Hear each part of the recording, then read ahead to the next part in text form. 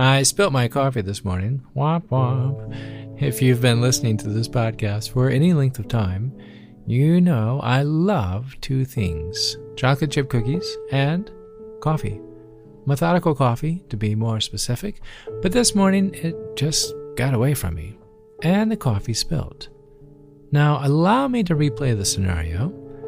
I awoke to my most favorite smell, which is brewed coffee, and proceeded to pour a cup of this most divine beverage as I leashed up Derby, our dog, for the morning routine. Suddenly, out of nowhere, Derby sees a squirrel run directly in front of us, and he attempts to demonstrate his animalistic instinct in chasing said squirrel. Derby, you are a burnadoodle. That squirrel would eat you alive. To which, by this point, was completely pointless.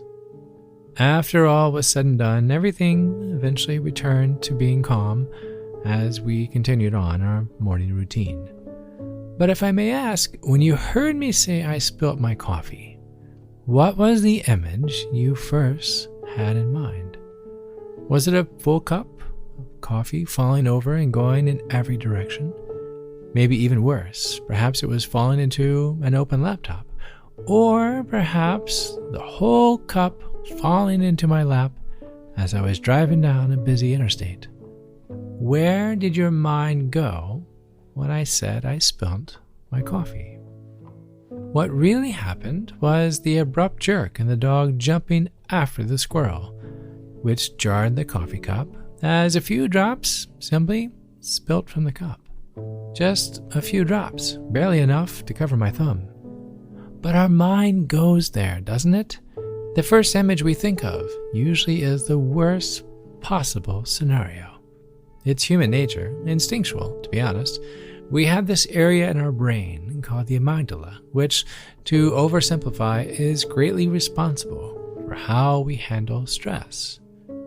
I once read someone nicknamed the amygdala as the gunslinger, to which I've never forgotten, as it's the perfect title for whenever anything happens, we have a tendency to immediately think the worst of the circumstance.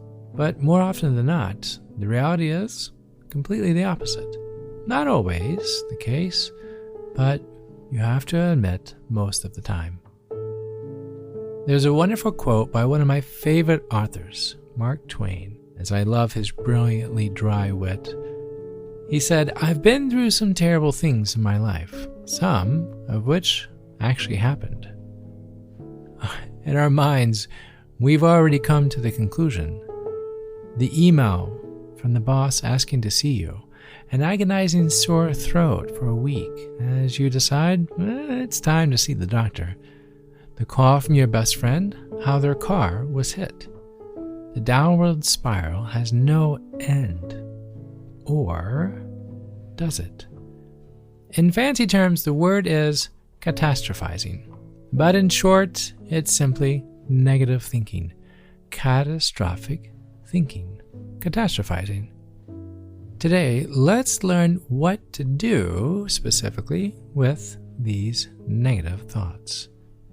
I'm Chad Lawson, and let's calm it down in 3, 2, 1.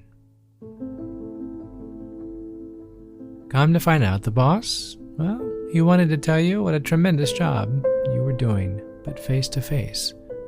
The sore throat? It was allergies. Your best friend's accident? Someone backed into their car while she was at the grocery store. But even though these three things were nowhere near the worst, these scenarios won't place our mind at ease the next time worry dials our number. Leading up to meeting your boss, your stomach is in knots, your sleep is restless, and you have no appetite. And while the end result was positive, you've already gone through a number of days with worry, emotional fatigue, and distress. Many of these fears can be a result of previous experiences. Perhaps you were let go of a job. Perhaps it was more than allergies. Or maybe you lost a friend in an accident. We all go through difficult experiences. But, and bear with me here, spilling my coffee while taking the dog for a walk, doesn't mean I'm giving up my morning cup. It just means I'll either use a lid, be more aware, or pour less. But what's the point in that? And yes, I realize I'm completely downplaying life scenarios, but you see my point. The bad days in the past don't necessarily mean they're going to repeat themselves in the future. I'm going to say that one more time. The bad days in the past don't necessarily mean they are going to repeat themselves in the future. So let's turn this frown upside down. How do we do this? How do we stop catastrophizing? First, we have to realize you'll have bad days. It's just part of it. There will be some rain amongst the sun. But just as you carry your umbrella when you see the dark clouds, find emotional cover at the onset of the negative downpour. Simply by saying, stop, how do I know? What evidence do I have to prove what I'm thinking? By at least declaring this verbally, you're letting your rational mind put the emotional mind to rest. Continue this process, asking yourself, hold on, how do I know? What evidence do I have? By doing this, you're giving space to stop the negative spiral and begin to invite more positive, encouraging outcomes to come to mind. You don't know the outcome yet. It hasn't happened. By physically telling yourself to stop and then asking yourself, how do I know? You become more aware that your thoughts have no merit, no base, as you have no actual evidence. What you think will happen will actually become true.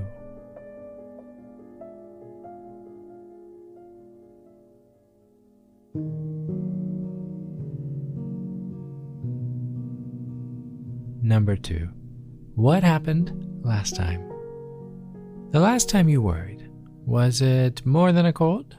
The last time he or she didn't reply to your text and you obsessed that they no longer wanted to talk to you? More than likely, it was a cold. And speaking from experience, if they happen to have more than one child, goodness knows how long it may take to get any reply. My point is, look at the past and ask yourself, how did it wind up? What you thought would happen, did it really happen? Remember last time. What happened last time?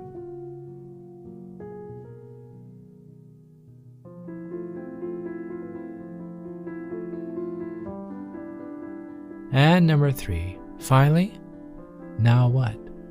Let's say what you thought to be the worst did happen. Now what? The key is to take control of the emotional and replace it with the rational. Perhaps it's more than a cold. Perhaps the company is downsizing. Now what?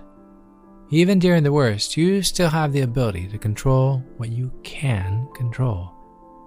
Sitting down, taking deep breaths, writing down the steps places you in control of your circumstances.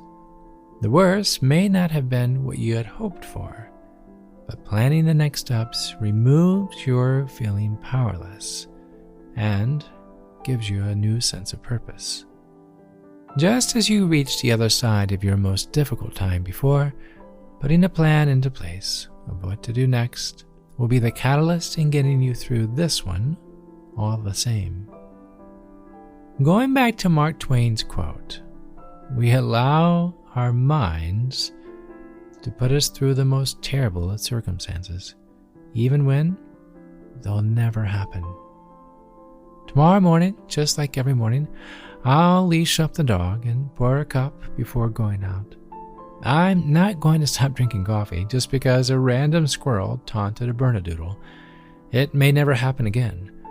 Could have easily been a one-time fluke, and even if it does happen, I'm sure I'll survive. It's just a bit of coffee after all.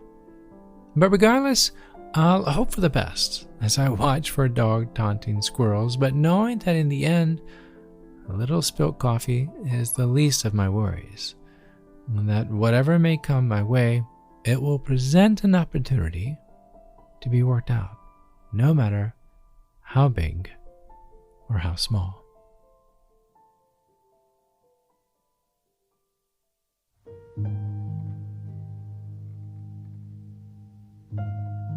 Closing note, I realize some of life's curves are more than spastic squirrels and spilled coffee. While the power of positive thoughts is incredibly effective, sometimes we need a little more guidance to get us through the storm. If this is the case, I humbly urge you to find someone to help you through this. Someone that is licensed and trained and has experience in doing this. Someone that will provide you with the next steps, as well as working with you to get you through this. Some seasons are more difficult than others, and while some are eased with a few breaths, other seasons, well, it's okay to have a holding hand guide you through.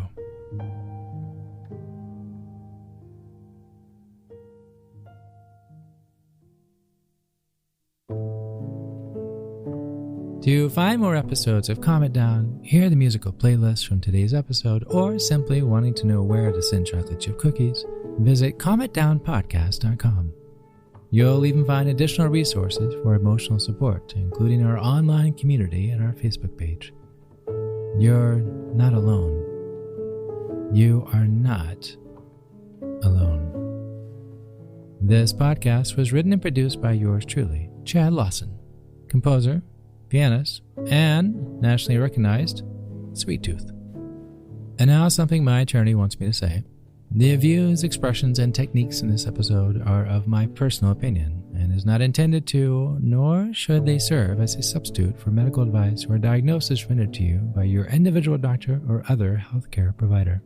Only a licensed physician should evaluate your situation, provide a diagnosis, or render other medical advice to you, and you should only act upon the advice of such physician. Now, what I like to say. I am an extreme empath by nature, but my profession is that of a composer and pianist, not a licensed therapist or physician. I hear from thousands of listeners how my music has helped them through various stages of emotional needs, and I simply want to offer this and future podcasts in aiding those needs. To find a list of licensed professionals in your area, please visit calmitdownpodcast.com. And finally, if you've enjoyed today's episode, please leave a review. While it takes less than 60 seconds to do, its impact will last for years to come, as every little bit helps in growing the awareness and the importance of emotional health. I'm Chad Lawson, and until next time, be kind to your mind, and join me next week as we calm it down.